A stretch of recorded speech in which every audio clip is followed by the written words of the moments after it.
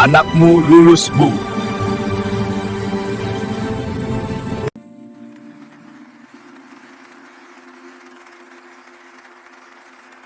Bab 1. Harga diri yang tergadai di bawah bayang-bayang gelar sarjana. Namaku Aditya. Jika kalian melihatku berjalan di koridor kampus Universitas Diponegoro Semarang, mungkin kalian akan mengira hidupku sangat sempurna. Tubuhku tegap, wajahku sering dibilang mirip aktor layar lebar, dan indeks prestasi kumulatifku selalu bertahan di angka 3,9. Namun, di balik kemeja kampus yang kusetrika rapi ini, ada luka lebam di bahu yang tidak pernah dilihat siapapun. Luka itu berasal dari karung-karung beras seberat 50 kg yang aku panggul setiap jam 3 pagi di Pasar Karangayu. Semarang adalah kota yang panas, tapi bagiku, hawa dingin yang paling menusuk adalah saat aku harus melihat wajah ibuku di panggilan video setiap malam. Ibu sedang berjuang melawan penyakit jantung kronis di kampung halaman. Beliau adalah satu-satunya alasanku bertahan hidup. Setiap tetes keringat yang jatuh di lantai pasar, setiap hinaan dari pedagang yang aku terima, semuanya aku telan demi satu tujuan, yaitu lulus tepat waktu, mendapatkan pekerjaan bagus, dan membawa ibu keluar dari penderitaannya. Kehidupanku di kampus awalnya berjalan sangat baik. Aku dikenal sebagai mahasiswa emas. Sampai akhirnya, takdir mempertemukanku dengan Ibu Siska. Dia adalah seorang dosen muda, usianya mungkin sekitar 32 tahun. Cantik, sangat cantik. Kulitnya putih bersih, pakaiannya selalu bermerek, dan dia memiliki aura wibawa yang membuat siapapun akan tunduk padanya. Namun, di balik kecantikan itu, aku tidak pernah menyadari bahwa ada sebuah obsesi gelap yang sedang mengintaiku. Semua bermula saat aku mengambil mata kuliah skripsi dan dia ditunjuk sebagai dosen pembimbingku. Awalnya, Ibu Siska memperlakukanku dengan sangat luar biasa baik. Dia sering membelikanku makan siang saat kami bimbingan di kantin dosen. Dia bilang, "Kamu itu mahasiswa berprestasi, Aditya. Kamu tidak boleh sakit karena kurang makan." Aku merasa sangat tersentuh. Aku merasa mendapatkan sosok kakak atau ibu di perantauan. Bahkan saat aku kesulitan membayar uang semester terakhir, Ibu Siska tiba-tiba memberikan amplop berisi uang yang cukup banyak. Dia bilang itu adalah beasiswa dari dana pribadinya untuk mahasiswa kurang mampu. Aku bersujud syukur saat itu. Aku menyebut nama Allah berkali-kali dalam tangisanku. Alhamdulillah, ya Allah, Engkau mengirimkan malaikat untuk membantuku, begitu bisikku dalam hati. Aku sangat menghormatinya. Aku memandangnya sebagai sosok suci yang tulus menolong sesama. Tapi ternyata, itu adalah umpan yang dia tebar agar aku masuk ke dalam jaringnya. Perubahan mulai terjadi setelah 3 bulan proses bimbingan. Ibu Siska mulai sering memintaku datang ke rumahnya di kawasan perumahan elit Candisari untuk urusan skripsi. Alasannya, dia sangat sibuk di kampus dan hanya punya waktu luang di rumah saat malam hari. Aku yang merasa berhutang budi, tidak mungkin menolak. Aku datang ke rumahnya dengan membawa draft skripsi yang sudah kususun setengah mati. Di rumah itu, suasana mulai terasa berbeda. Ibu Siska sering mengenakan pakaian yang menurutku terlalu santai untuk ukuran seorang dosen saat bertemu mahasiswanya. Dia juga mulai menyentuh tanganku atau bahuku dengan durasi yang lebih lama dari biasanya. Awalnya aku mencoba berpikir positif. Mungkin ini hanya bentuk keakrabannya padaku. Tapi saat dia mulai bertanya tentang kehidupan pribadiku, apakah aku punya pacar, dan bagaimana tipe wanita idamanku, hatiku mulai merasa tidak tenang. Suatu malam, ketika aku sedang menjelaskan revisi bab 4, dia duduk sangat dekat denganku di sofa ruang tamunya. Wangi parfumnya sangat menyengat, membuat kepalaku pening. Dia tiba-tiba meletakkan tangannya di atas pahaku dan berkata dengan suara yang sangat rendah, "Aditya, kamu tahu tidak, pria setampan kamu itu terlalu berharga jika hanya jadi kuli pasar. Aku bisa membuat hidupmu jauh lebih mudah dari ini." Aku segera menarik kakiku dengan sopan. Jantungku berdegup kencang karena takut dan bingung. "Maaf ibu, saya rasa saya lebih nyaman bekerja keras seperti sekarang," jawabku gemetar. Sejak saat itu, sikap Ibu Siska berubah total. Dia tidak lagi tersenyum padaku. Dia mulai mempersulit skripsiku. Hal-hal kecil yang sebelumnya dia setujui, tiba-tiba dia salahkan habis-habisan. Kertas-kertasku dicoret dengan tinta merah sampai hampir tidak bisa dibaca. Dia mulai mengabaikan pesan singkatku dan sering membatalkan janji bimbingan secara mendadak. Tekanan mulai memuncak saat aku menerima kabar dari kampung bahwa kondisi ibu menurun drastis. Beliau harus segera masuk ruang ICU untuk tindakan medis yang mendesak. Aku butuh biaya besar dan aku butuh segera lulus agar bisa bekerja di perusahaan yang sudah menawariku posisi manajer jika aku punya ijazah. Aku merasa dunia sedang runtuh di pundakku. Aku memberanikan diri menemui Ibu Siska di ruangannya di kampus. Aku memohon kepadanya dengan air mata yang hampir tumpah. Ibu, tolong saya. Saya mohon bantu saya menyelesaikan skripsi ini. Ibu saya sedang di ICU. Saya harus lulus bulan depan agar bisa bekerja dan membiayai pengobatannya. Ibu Siska hanya duduk di kursi kebesarannya, menyilangkan kaki, dan menatapku dengan tatapan dingin yang belum pernah aku lihat sebelumnya. Dia tersenyum tipis, sebuah senyuman yang sangat mengerikan. Dia bangkit dari kursinya, berjalan mendekati pintu, lalu mengunci pintu ruangannya dari dalam. Dia berjalan mendekatiku, aroma parfum mahal itu kembali menyerang indera penciumanku. Dia merapikan kerah bajuku yang sedikit berantakan dengan tangannya yang dingin. Aditya, Aditya, kamu anak yang pintar, tapi kamu sangat keras kepala. Kamu pikir semua kebaikan yang aku berikan itu gratis? Kamu pikir uang semesteran itu hanya cuma-cuma? Aku terdiam, lidahku keluh. Aku hanya bisa menatap matanya yang penuh dengan niat buruk. Dia kemudian berbisik tepat di telingaku, ijazahmu, kelulusanmu, dan nyawa ibumu itu ada di genggamanku sekarang. Satu tanda tanganku bisa membuatmu jadi sarjana, tapi satu gelengan kepalaku bisa membuatmu DO karena masa studimu sudah hampir habis. Dia mundur selangkah, menatapku dari ujung kaki sampai ujung kepala dengan penuh nafsu. Jika kamu ingin skripsi ini ACC hari ini juga, dan jika kamu ingin aku membiayai seluruh operasi ibumu di ICU sampai sembuh, kamu tahu apa yang harus kamu lakukan. Datanglah ke apartemenku malam ini jam 9. Jangan pakai baju yang terlalu tebal, karena kita akan melakukan sesuatu yang sangat hangat. Jika kamu tidak datang, lupakan gelar sarjanamu, dan lupakan keselamatan ibumu. Aku pulang ke kosanku dengan kaki yang terasa lemas. Aku jatuh tersungkur di atas sajadah. Ya Allah, cobaan apa ini? Mengapa wanita yang aku anggap sebagai pahlawan justru ingin menghancurkan kehormatanku? Aku menangis sejadi-jadinya. Di satu sisi, ada harga diriku sebagai seorang pria, namun di sisi lain, ada nyawa ibu yang sangat aku cintai. Aku merasa seperti sedang berjalan di atas tali tipis di atas jurang yang sangat dalam. Jika aku melompat ke kanan, aku berdosa.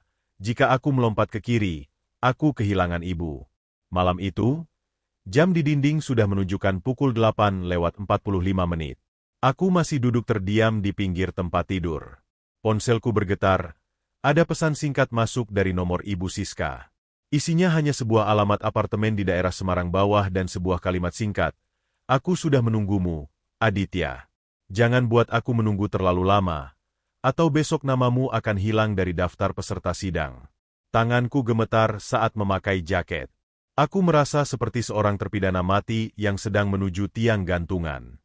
Aku berjalan keluar kosan menuju sepeda motor tuaku. Pikiranku kosong. Sepanjang perjalanan menuju apartemen itu, aku hanya bisa beristighfar dalam hati. Aku tidak tahu apa yang akan terjadi padaku malam ini, tapi yang aku tahu, hidupku tidak akan pernah sama lagi setelah ini. Bab 2. Terjebak dalam labirin nafsu dan ancaman. Motor tua peninggalan almarhum ayahku terbatuk-batuk saat aku memasuk kawasan Simpang 5 Semarang. Cahaya lampu kota yang biasanya terlihat indah, malam ini tampak seperti mata raksasa yang mengawasiku dengan penuh penghinaan. Aku memarkirkan motor di pojok gedung apartemen mewah yang menjulang tinggi, seolah menantang langit. Aku merasa sangat kerdil di sana. Jaket lusuhku terasa sangat kontras dengan mobil-mobil mewah yang terparkir rapi. Setiap langkahku menuju lobi terasa seperti melangkah di atas bara api. Jantungku berdegup sangat kencang, hingga aku bisa mendengarnya di telingaku sendiri. Ya Allah, apakah ini satu-satunya jalan yang harus aku tempuh? Satpam di depan menyapaku dengan ramah, namun aku hanya bisa menunduk. Aku merasa semua orang tahu niat kotor apa yang membawaku ke sini. Aku naik ke lantai 12 menggunakan lift yang sangat sunyi. Di dalam lift yang berdinding cermin itu, Aku melihat pantulan diriku sendiri. Aku melihat seorang pria yang dulunya memiliki mimpi besar untuk mengubah nasib keluarga, kini justru sedang menggadaikan harga dirinya. Aku benci melihat wajahku sendiri. Aku ingin memukul cermin itu hingga hancur, namun tanganku terlalu lemas untuk sekadar mengepal. Saat pintu lift terbuka, lorong apartemen itu terasa sangat dingin. Aku berjalan menuju pintu nomor 1208. Dengan tangan gemetar, aku menekan bel. Tidak butuh waktu lama sampai pintu itu terbuka. Ibu Siska berdiri di sana dengan senyuman yang sangat lebar. Dia tidak memakai pakaian formal seperti di kampus. Dia hanya mengenakan jubah mandi berbahan sutra tipis yang memperlihatkan lekuk tubuhnya dengan sangat jelas. Wangi ruangan itu sangat harum, campuran antara lilin aromaterapi dan parfum mahal yang menyesakkan dadaku. "Masuklah Aditya, jangan berdiri di situ seperti orang asing," katanya dengan nada suara yang dibuat selembut mungkin. Aku melangkah masuk dengan ragu. Ruangan itu sangat luas dengan pemandangan langsung ke arah gemerlap lampu kota Semarang dari balik jendela kaca besar. Di atas meja ruang tamu, aku melihat tumpukan berkas. Itu adalah skripsiku. Di sampingnya ada sebuah surat pernyataan yang sudah ditandatangani dan dicap resmi oleh dekan fakultas. Sebuah surat persetujuan sidang yang selama ini aku impikan.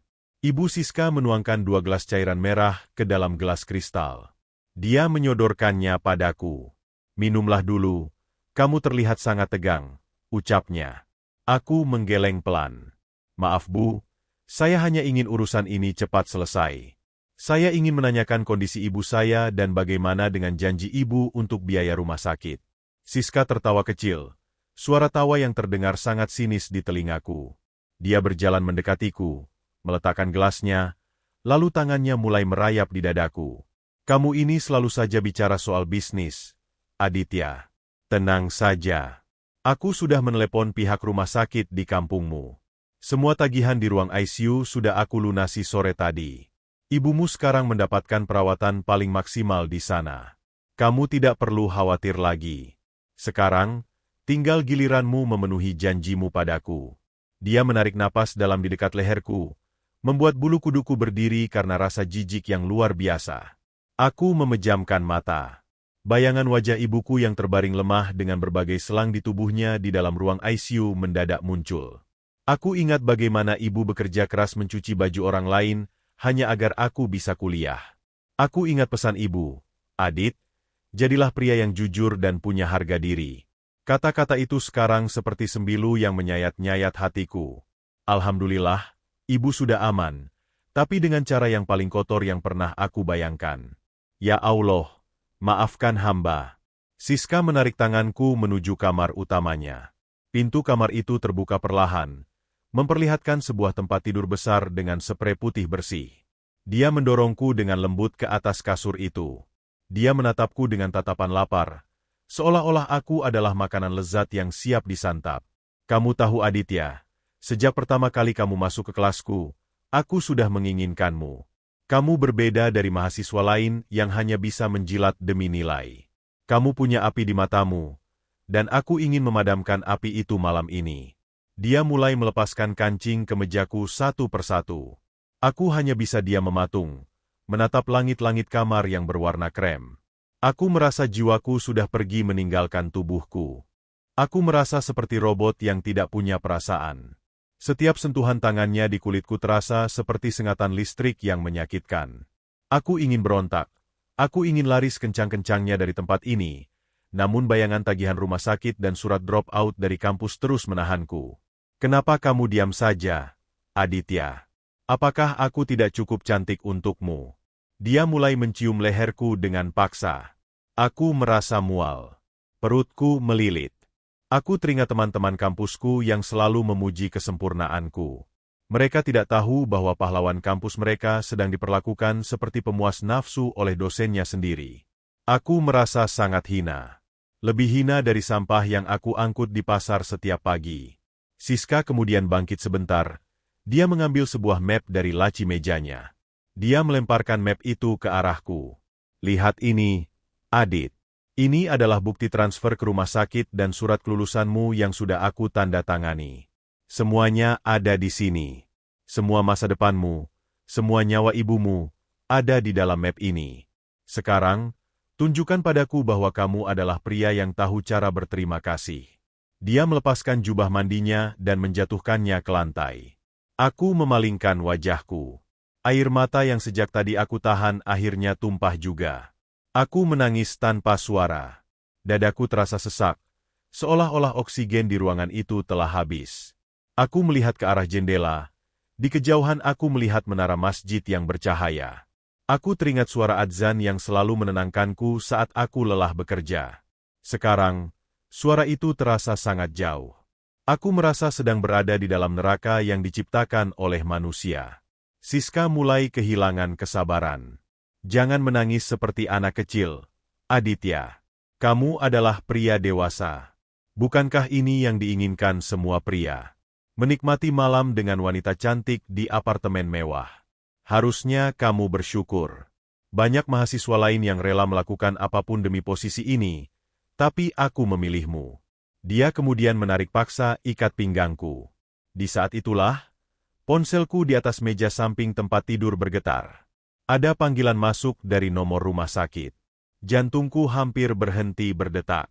Aku segera menyambar ponsel itu, mengabaikan tangan Siska yang masih memegang tubuhku. Aku menekan tombol angkat dengan tangan yang sangat gemetar. Halo, apakah ini keluarga pasien Ibu Maryam? Suara seorang perawat terdengar di ujung sana. Iya, saya anaknya.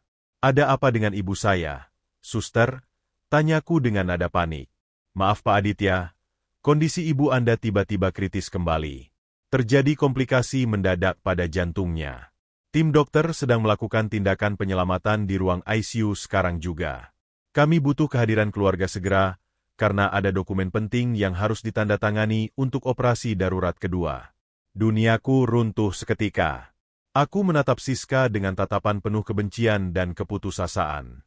Ibu saya kritis lagi, Bu. Saya harus pergi sekarang juga, kataku sambil mencoba memakai kembali kemejaku yang sudah terbuka. Namun Siska justru menghalangi jalanku.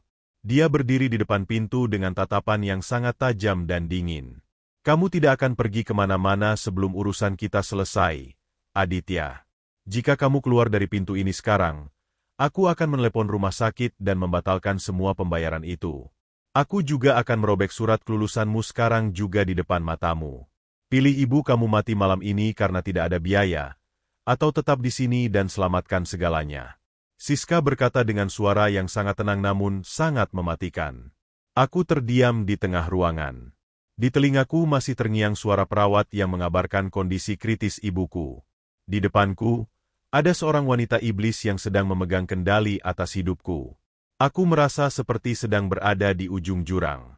Jika aku melangkah maju, aku akan jatuh ke dalam lubang dosa yang tidak berujung. Jika aku mundur, aku akan kehilangan wanita yang telah melahirkanku ke dunia ini. Air mataku mengalir semakin deras, membasahi kemeja yang baru saja aku kancingkan kembali. Ya Allah, mengapa Engkau memberikan ujian seberat ini padaku? Apa salahku hingga aku harus memilih antara kehormatanku atau nyawa ibuku? Aku berlutut di depan Siska, memohon dengan sangat amat. Ibu, saya mohon, biarkan saya pergi kali ini saja. Saya akan kembali lagi, saya janji. Tapi biarkan saya menemui ibu saya untuk terakhir kalinya. Tapi Siska hanya tersenyum dingin dan menggelengkan kepalanya. Waktu terus berjalan, Aditya. Keputusan ada di tanganmu. Bab 3. Pengorbanan terakhir dan cahaya di ujung kegelapan. Aku berdiri mematung di tengah kemewahan apartemen yang tiba-tiba terasa seperti penjara bawah tanah yang pengap. Di depanku, Ibu Siska berdiri dengan keangkuhan yang luar biasa. Dia memegang selembar kertas yang seolah-olah adalah tiket menuju masa depanku. Namun bagiku, kertas itu kini terlihat seperti kontrak kematian untuk jiwaku. Suara detak jam di dinding apartemen itu terasa seperti palu yang menghantam kepalaku. Setiap detiknya mengingatkanku bahwa di sebuah ruangan dingin di Rumah Sakit Umum Pusat Dr. Karyadi, ibuku sedang bertaruh nyawa antara hidup dan mati. Aditya, jangan buang-buang waktumu dengan pikiran sok suci itu. Suara Siska memecah keheningan dengan nada yang sangat meremehkan. Dia berjalan mendekat, ujung jarinya yang dingin menyentuh pipiku, mencoba menghapus air mata yang terus mengalir. Kamu harus realistis. Dunia ini tidak butuh orang jujur yang miskin. Dunia ini butuh orang sukses yang punya kuasa. Aku adalah kuasamu sekarang. Jika kamu pergi, kamu tidak akan punya apa-apa. Kamu akan kehilangan IPK tinggi itu. Kamu akan kehilangan pekerjaan impianmu.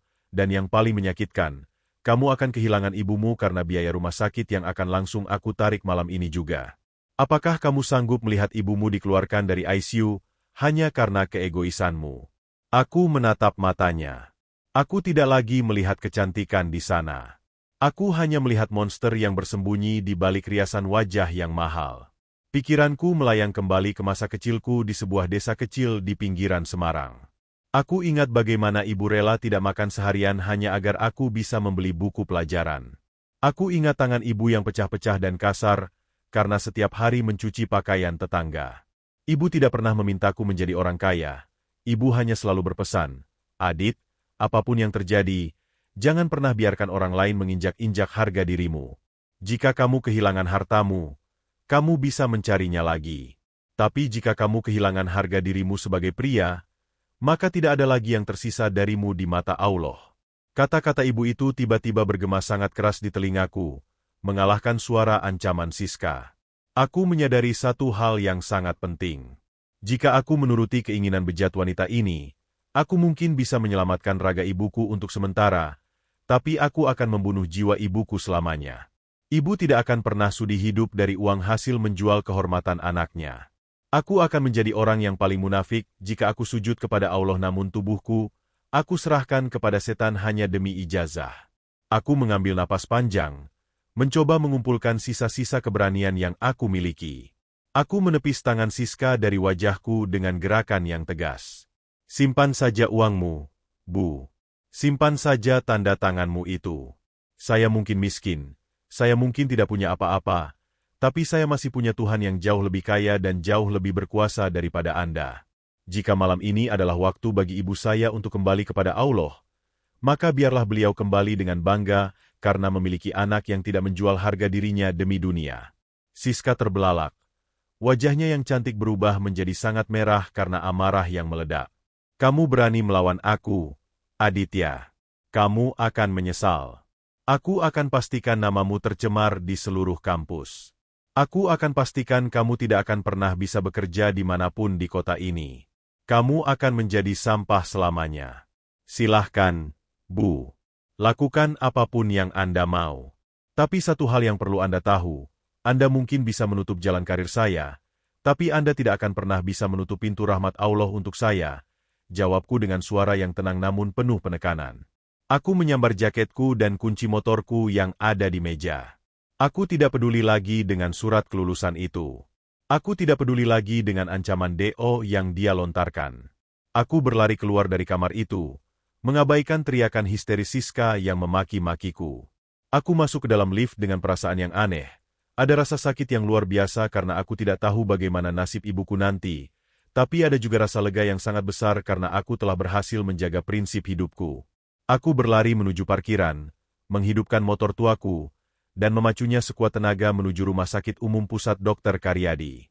Malam itu, hujan deras tiba-tiba mengguyur kota Semarang. Jalan pemuda yang biasanya ramai kini terlihat sunyi dan mencekam. Air hujan membasahi seluruh tubuhku, bercampur dengan air mata yang tidak bisa aku bendung. Aku berteriak di tengah derasnya hujan, "Ya Allah, tolong hamba. Tolong selamatkan ibu hamba. Jika engkau ingin mengambil nyawanya, ambillah dengan cara yang indah. Jangan biarkan beliau menderita karena kekurangan biaya." Aku terus merapal doa di sepanjang perjalanan. Alhamdulillah, aku masih diberi kekuatan untuk menolak kemaksiatan itu. Sesampainya di rumah sakit, aku berlari menuju lorong ICU. Suasana di sana sangat sepi, hanya terdengar suara mesin yang berdenyut dari dalam ruangan. Aku melihat dokter dan beberapa perawat sedang berdiri di depan pintu kamar ibuku. Jantungku serasa berhenti berdetak. Aku mendekati mereka dengan kaki yang gemetar hebat. "Dokter, bagaimana keadaan ibu saya? Saya mohon katakan sesuatu," tanyaku dengan suara serak. Dokter itu menatapku. Dia menghela napas panjang lalu memegang bahuku. "Mas Aditya, kami sudah melakukan yang terbaik. Kondisi ibu Anda memang sangat kritis tadi. Tapi sebuah keajaiban terjadi. Tepat beberapa menit yang lalu, detak jantung ibu Anda mulai stabil kembali tanpa bantuan alat pacu jantung yang ekstrim. Beliau sudah melewati masa kritisnya. Ini adalah sebuah mukjizat. Namun, ada satu hal lagi, Mas Aditya. Aku terdiam, menunggu kata-kata selanjutnya. Tadi ada seorang pria paruh baya yang datang ke sini. Beliau mengaku sebagai alumni universitas Anda yang dulu pernah Anda bantu saat mobilnya mogok di jalan. Beliau mendengar kabar tentang kondisi ibu Anda dari media sosial kampus yang sempat viral karena kisah prestasi Mas Aditya. Beliau sudah melunasi seluruh biaya pengobatan ibu Anda hingga tuntas. Bahkan beliau sudah menyiapkan dana untuk pemulihan ibu Anda di kamar pavilion yang paling bagus. Beliau bilang, ini adalah balasan untuk kejujuran dan kebaikan hati Anda selama ini. Aku jatuh terduduk di lantai rumah sakit yang dingin. Air mataku tumpah sejadi-jadinya. Tapi kali ini bukan karena kesedihan, melainkan karena rasa syukur yang tidak terhingga. Alhamdulillah, ya Allah. Engkau benar-benar tidak pernah tidur. Engkau menunjukkan jalan di saat aku merasa semua pintu sudah tertutup. Aku menangis bersujud di sana, mengabaikan tatapan orang-orang di sekitar. Beberapa hari kemudian, kabar tentang kelakuan busuk Ibu Siska mulai terbongkar. Ternyata aku bukan korban pertamanya. Ada beberapa mahasiswa lain yang juga pernah dia ancam, dan mereka akhirnya berani bicara setelah melihat keberanianku untuk menolak dan keluar dari ruangannya malam itu.